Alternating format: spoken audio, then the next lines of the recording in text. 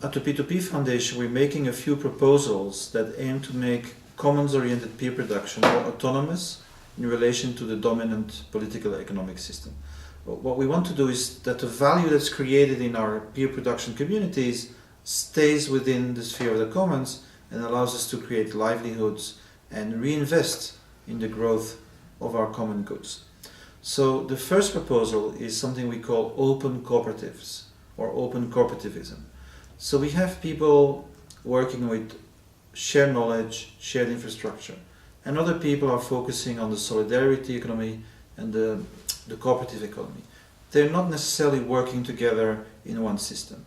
So an open co-op is a co-op that co-produces a common, as it creates a livelihood for the people who are creating a commons together. So an open co-op has four conditions. One is it has to have a social goal. So it's not a profit-making, profit-maximizing entity. It's for making people healthy or having good food.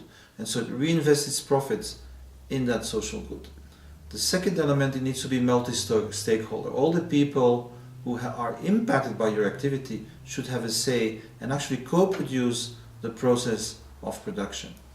The third one is very important, is the co-production of the commons. Make sure that it's not just a co-op that works for its own members, but creates a common good in the process itself. Finally, we recommend that an open cooperative also takes a global view, that it tries to organize at the global level to create a political and social force that's an alternative to private, profit-maximizing multinational companies.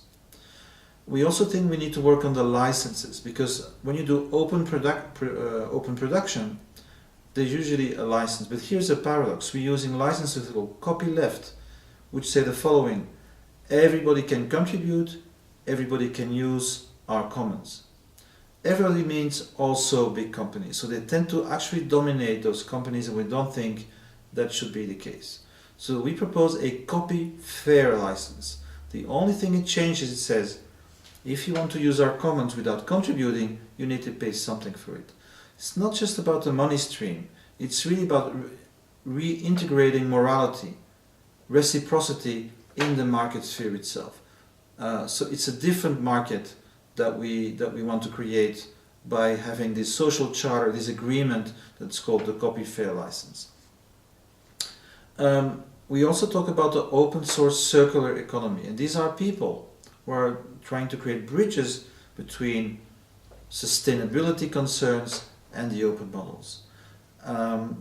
Finally, I want to say something about open value accounting or contributory accounting. This is very important also in terms of fairness.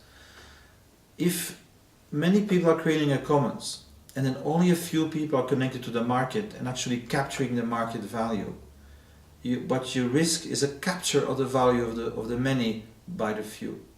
So in contributory accounting, what happens is you take stock, you account for all the contributions, even those that are not paid, and especially those that are not paid. When then other people create market value on top of your commons, they can share part of their income to feed the common work. And so this creates a fair social contract within contributive communities.